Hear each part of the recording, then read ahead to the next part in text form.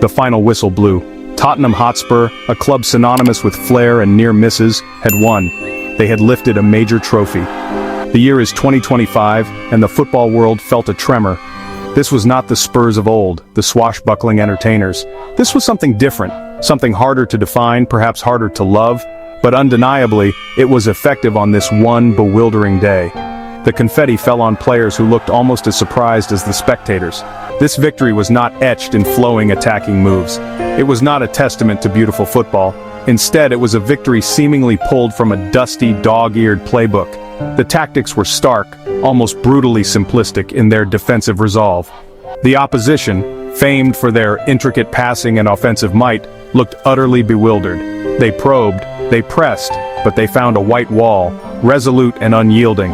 It was a siege, but the fortress held, against all reasonable expectation. The shadow of José Mourinho loomed large over this triumph. Even though he was not physically present on the touchline, his influence felt palpable. This was a performance that screamed his name, a posthumous tactical victory, if you will, for his methods. The debate would rage, but the trophy was undeniably in Tottenham's hands. The match statistics painted a bizarre picture. One team dominated possession, stringing together hundreds of passes. They had shots, corners, and territorial advantage. That team was not Tottenham Hotspur. Spurs, it seemed, had decided that having the ball was an unnecessary burden. They were content to watch, to wait, to absorb pressure. Yet somehow they maintained their balance throughout the dizzying 90 minutes, plus agonizing added time. Their opponents, let's call them the artisans, played with their usual panache. They moved the ball with speed and precision, searching for an opening, but every avenue was blocked, every through ball was intercepted, every cross was headed clear. Spurs operated like a perfectly drilled defensive unit, each player knowing their role, their position, their responsibility. There was no panic, only a grim determination. It was as if they had embraced the role of the underdog, the spoiler, with a strange kind of relish. This was not passive defending, it was active, aggressive denial. Midfielders snapped into tackles, defenders threw their bodies in front of shots. The goalkeeper, often a spectator in previous Spurs eras during such defensive displays, was a colossus. One could almost see José Mourinho nodding approvingly from afar. This Spurs performance was a symphony of pragmatism, a masterclass in his particular brand of footballing philosophy. The emphasis was not on entertaining the crowd, but on nullifying the opponent. It was about minimizing risk, maximizing defensive solidity, and waiting for that one golden opportunity. It was, in essence, vintage Mourinho, even without the man himself orchestrating from the technical area. The core tenets were all there. A deep defensive block, often with two banks of four, sometimes morphing into a back six. The midfield was compact, disciplined, offering little space between the lines. Forwards were expected to track back, to become auxiliary defenders. Creativity was sacrificed at the altar of organization. This was not about individual brilliance in attack. It was about collective, unwavering defensive resolve. The spirit of his past teams, from Porto to Chelsea to Inter, seemed to have been resurrected in North London. Some called it anti-football. Others, perhaps more generously, termed it tactical discipline. Whatever the label, it was undeniably effective on this particular occasion.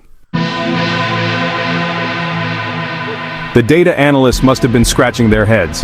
The expected goals, XG metric, that modern measure of chance quality, told a story of utter dominance for the losing team.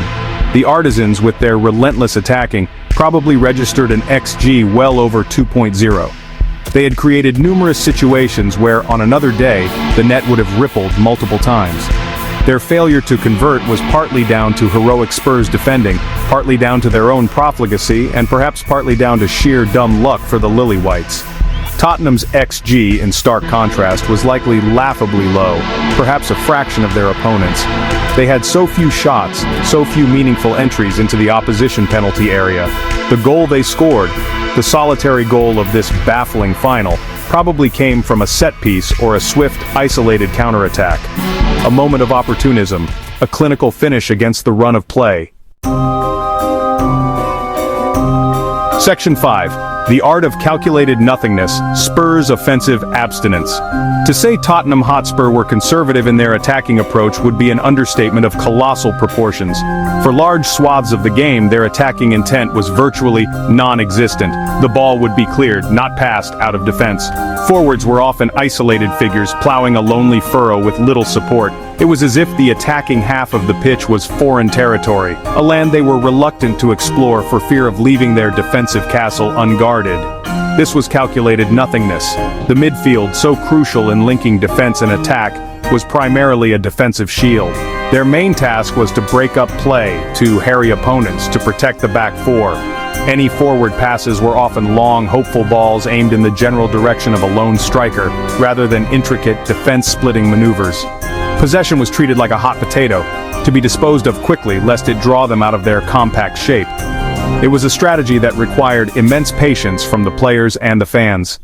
This offensive abstinence was, of course, a deliberate ploy. Section 6. One chance, one goal. The anatomy of a smash and grab. The decisive moment arrived like a thunderbolt from a clear blue sky, or perhaps more accurately, from a sky deliberately kept overcast by Tottenham's defensive tactics. After an eternity of soaking up pressure, of repelling wave after wave of attacks, Spurs struck. It was likely not a moment of sustained offensive brilliance. Instead, imagine a corner kick, whipped into a crowded penalty area, or a rare, lightning-fast counterattack born from a turnover in midfield. In this hypothetical scenario, let's say it was a set piece. The artisans, despite their dominance, had a momentary lapse in concentration. A Spurs defender, perhaps one of the colossal center-backs who had been heading everything away at the other end, rose highest. He met the ball with power and precision. The net bulged, silence from one end of the stadium, pandemonium from the other. It was a goal against the run of play, against logic, against every available metric, except the one that truly mattered, the score. This goal was the culmination of the Mourinho-esque blueprint. Defend, defend, defend. Section 7, from pub to Twitter, a cacophony of fan bewilderment. The reaction from Tottenham fans was a bizarre cocktail of emotions. There was elation, undoubtedly. A trophy. After all these years of Spursy moments of snatching defeat from the jaws of victory, they had finally done it. Yet beneath the surface of joy there was a layer of bewilderment. Was this really how they wanted to win? This ultra-defensive, heart-in-mouth style was a far cry from the glory football they often romanticized. Pubs in North London erupted, but perhaps with a slightly confused cheer. On social media, the meltdown was glorious in its entirety. Rival fans, particularly those of the defeated artisans, cried foul. Anti-football, screamed 1,000 keyboards. Mourinho has ruined them even in his absence, lamented another. Memes depicting parked buses, brick walls, and a comatose attacking line flooded timelines. Pundits were divided, some praising the tactical genius, others decrying the death of attractive football. The hashtag #SpursWin but at what cost was probably trending within minutes of the final whistle. Spurs Twitter itself was a civil war. The pragmatists battled the purists. A trophy is a trophy, I don't care how we won, typed one faction. Section 8, the Spursy curse broken, or a new kind of purgatory.